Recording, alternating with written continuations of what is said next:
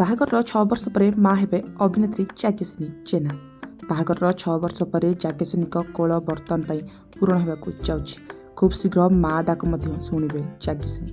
ତେବେ ଦର୍ଶକ ବନ୍ଧୁ, ଅଭିନେତ୍ରୀ ଯାଜ୍ଞସେନୀ ଜେନା, ଆପଣମାନେ ତ ଅଭିନେତ୍ରୀ ଯାଜ୍ଞସେନୀକୁ ବେଶ ଭଲ ଭାବେ ଜାଣିଥିବେ। ତାଙ୍କୁ ଆପଣମାନେ ନିଶ୍ଚିତ ଅଭିନୟ କରୁଥିବାର ମଧ୍ୟ ଦେଖିଥିବେ। ତାଙ୍କ ଅଭିନୟ ଯାଦୁରେ ଦର୍ଶକମାନଙ୍କୁ ବାନ୍ଧି ରଖିଥିବା ଏହି ଯାଜ୍ଞସେନୀ ବର୍ତ୍ତମାନ ସମୟରେ ବହୁତ ବଡ଼ ଖୁସି ଖବର ଦେଇଛନ୍ତି। ତେବେ ଆପଣମାନେ ନିଶ୍ଚିତ ଭାବେ ଅଭିନେତ୍ରୀ ଯାଜ୍ଞସେନୀକୁ ଝୁରୁଥିବେ, ତାଙ୍କ ଅଭିନୟକୁ ଝୁରୁଥିବେ। ତାଙ୍କ ଅଭିନୟ ଆପଣମାନେ ଆଉ ଦେଖିବାକୁ ପାଉନଥିବେ। ତେବେ ଦର୍ଶକ ବନ୍ଧୁ, 6 ବର୍ଷ ତଳେ ବିବାହ ବନ୍ଧନରେ ବାନ୍ଧି ହୋଇଥିଲେ ଏହି ଅଭିନେତ୍ରୀ ଜଣକ। ତେବେ ସେ ଆଗରୁ ଅନେକ ସାରା ଓଡ଼ିଆ ସିରିଏଲ, ସିନେମା, ତା ସହିତ ମ୍ୟୁଜିକ୍ ଭିଡ଼ିଓରେ ମଧ୍ୟ ଦମଦାର ଅଭିନୟ କରି ବେଶ ଲୋକପ୍ରିୟତା ସାଉଁଥିଲେ। ତେବେ ବାହାଘରର 6 ବର୍ଷ ପରେ ସେ ସମ୍ପୂର୍ଣ୍ଣ ଭାବେ ଅଭିନୟଠାରୁ ଦୂରେଇ ରହିଛନ୍ତି। ତେବେ ବାହାଘର ପରେ ସେ ବର୍ତ୍ତମାନ ସମୟରେ ପ୍ରଥମ ଥର ଦେବାକୁ ଯାଉଛନ୍ତି ଖୁସି ଖବର।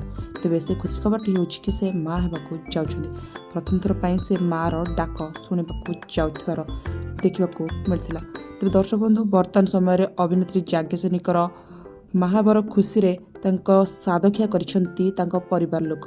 ତାଙ୍କୁ ବିଭିନ୍ନ ପ୍ରକାର ଖାଇବା ଜିନିଷ ମଧ୍ୟ ଦେଇଛନ୍ତି। ତାଙ୍କ ମନପସନ୍ଦର ଖାଇବା ଜିନିଷ ଦେଇ ତାଙ୍କୁ ଖୁସି ରଖିଛନ୍ତି। ତେବେ ଦର୍ଶକ ବନ୍ଧୁ, ଅଭିନେତ୍ରୀ ଯାଜ୍ଞସେନୀ ବର୍ତ୍ତମାନ ସମୟରେ ମା ହେବାକୁ ଯାଉଛନ୍ତି। ତେବେ ଆପଣମାନେ ଏହି ଫଟୋ ମାଧ୍ୟମରେ ଦେଖିବାକୁ ପାଉଥିବେ।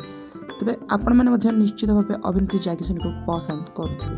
ଯଦି ଆପଣମାନେ ଯାଜ୍ଞସେନୀକୁ ପସନ୍ଦ କରନ୍ତି, ତାଙ୍କ ଅଭିନୟକୁ ଝୁରୁଛନ୍ତି, ନିଶ୍ଚିତ ରେଡ୍ ହାର୍ଟ ଦେଇ କମେଣ୍ଟ ମାଧ୍ୟମରେ ଜଣାନ୍ତୁ। ଭିଡ଼ିଓ ଭଲ ଲାଗିଲେ ଲାଇକ୍ କରନ୍ତୁ। ଆଗାମୀ ଭିଡ଼ିଓ ଦେଖିବା ପାଇଁ ନିହାତି ଭାବରେ ଚ୍ୟାନେଲକୁ ସବସ୍କ୍ରାଇବ୍ କରନ୍ତୁ। ଦର୍ଶକ ବନ୍ଧୁ, ବର୍ତ୍ତମାନ ପାଇଁ ତ ରହିଲି, ଧନ୍ୟବାଦ।